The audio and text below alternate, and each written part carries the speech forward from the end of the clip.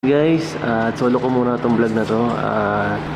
Sabi kasi ni Pinsan magbara-vlog ako kahit konti dito sa ano niya sa cam. Nandun pa sila sa taas. Yan, gusto ko lang yan, magpasalamat syempre sa lahat ng ng manonood at ng viewers, sa lahat ng suporta at tiwala nyo kasi yan, alam nyo naman po ako, hindi po ako nagpapatol kung kani-kanino. At tayo ay lang talaga, focus lang tayo sa ating ginagawa dito. At yun, salamat po sa pananatili niyo sa pagsuporta syempre sa ating sa ating team, sa grupo Kalingap po. At yun, syempre Kalingap Prabat Kuya Bal.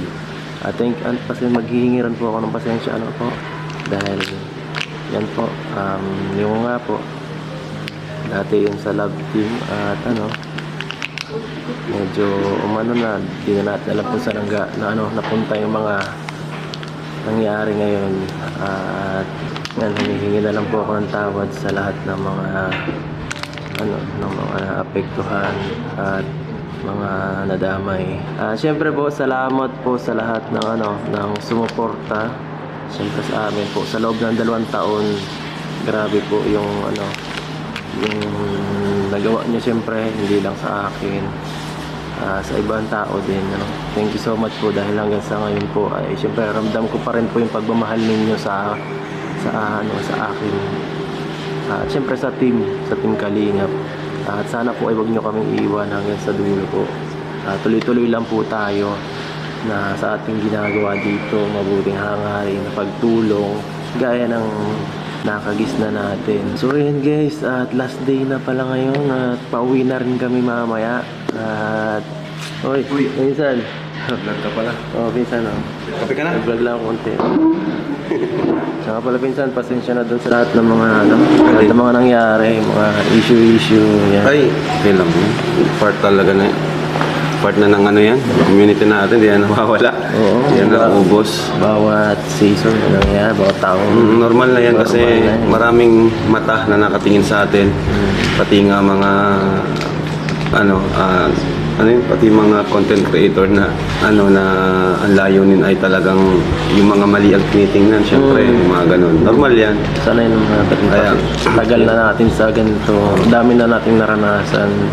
Yun nga, Pinsan, pasensya na kasi yun nga, nagkaroon pa ng mga problema, dagdag isipin pa ninyo. ay, hindi yan. Wala naman tayong problemang hindi natin nakakayanan, di ba? Saka, ang malaga, ginampanan mo naman yung role mo na makatulong. Di ba yun naman talaga? Dami mo nang nabago ang buhay. Dami mo nang nabago ang buhay. Dahil din siyempre sa ikaw, Oo. pinaka ikaw ang pinaka Dahil sa akin at sa tulong ninyo. viewers din. Kaya, wala kang wag mong sisihin yung sarili mo. Ano naman. Siguro sa mga viewers na nasakta, pasensya na rin po. So, minsan baka may message ka pala kay Fiancé niya. Message mo sa kanya kasi ang daming mga alam niyo nangyayari sa social media, ang ingay baga ngayon, di ba? Oo nga, Nasa Korea tayo pero napakaingay na yun. Na pwedeng umalis siya sa Kalingap. Yun nga Ano yung mensahe mo sa kanya? Yun nga sa akin yun nga, gaya na sabi mo kanina, sobrang ingay dito talaga. Kahit nandito tayo sa Korea, ramdam natin yung nangyayari doon. Hindi rin masyado komportable na parang hindi tayo masyado makapag-focus dito sa travel kasi dami mong iniisip. Parang gusto mo na rin umuwi. Imbis na makapag-relax ka minsan, nai-stress ka pa baliktad imbis baliktad yung nangyayari. Kasi bawat araw na lumilipas, palibagong mga balita na malaman at nakakalungkot yung mga nararamdaman at mga nangyayari sa paligid. Walang katapusang gulo, nakakapagod na baga. Yan, ang gusto ko lang sabihin kay Fiancé ay syempre magpakatatag ka palagi at yan, syempre Team Kalingap, dito lang naman kami palagi para sa iyo, sa iyong family. At huwag mo kaming isipin na kami ibang tao, kami kaaway. Hindi yun. Hindi yun Hindi mangyayari. huwag mong isipin. Kasi minsan parang napapansin ko lagi sila sa ibang tao, sa paligid sila nakakaingay. Sa paligid sila na mas open, di ba? Oo, sa paligid. Yun nga, sa atin to, sa iyo tumulog, kung hindi man sa akin, sa iyo dumulog ko kala Kuya Val. Sa totoo lang, may mga part na may mga times na nasasaktan talaga ako.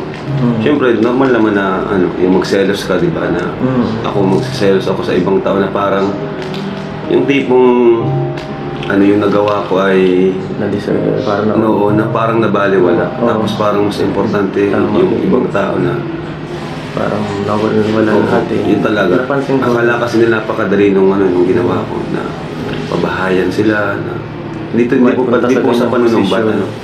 Oo. Ibig ko pong sabihin na Alam akala ko. nila napakadali ng instant pabahay na instant lahat, Success. napakabilis. Instant lahat talaga. Tapos bigla akong may mababasa na gano'n na parang mas pipiliin yung isa kaysa sa akin baga na masakit talaga yun. Di lang ako nagsalita, di ako nag-react. Inintindi ko. Pero sa loob-loob ko, sobrang sakit niya. Mahirap talaga yun. Naiintindihan ko naman kasi yun nga, hindi biro rin talaga yung ginawa mo para sa ibang, hindi lang sa kanya, sa ibang tao din na sa lahat ng mga natutulungan mo. No? Kasi yun nga, pag yung ganitong mabilis ang pagbabago ng buhay, once in a lifetime niya, ibigay ng Sa akin naman, di ba? Hindi naman tayo yung utang na loob, di naman sa atin nanggagaling yun, di tayo nanghingi ng ganun. Ang utang na loob kasi, hindi na talaga yun mawawala. Kumbaga, saka yan, yan? Sa kanila na yun. Oo, yung utang na loob kasi, hindi naman yan forever, may utang na loob ka sa isang tao. Oo. Kumbaga, ang pwede mo na lang kasi may times din naman na kaya mo na rin naman yung sarili mo, pwede kang bumawi, di ba? Parang ganun. Pero, kung hindi man bumawi, kahit yung respect na lang ba? Yun na, tayo ganun lang naman eh. Basta wag makalimutan Yung samahan. Kasi Samahan lang talagang importante sa atin. di ba yun lang talaga yung lahat ng mo. Basta yung samahan talaga kasi sayang eh. Mawawala yun. Ako, nakakalungkot baga kasi. Dahil tayo pinagsaw namin. Sanay na lang isipin yung mga unang vlog natin, di ba? Kung paano tayo nagsimula. Kung gaano tayo kasaya. Oo. Yung Talaga. mga times na walang-wala talaga, di ba?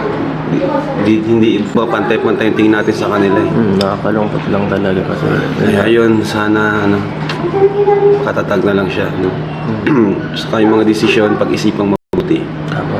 Pag-isipang mabuti ng 10 times or more than Kasi malaking malaking na ito yung... isang desisyon mo, pwede mabago yung buong buhay mo, di ba?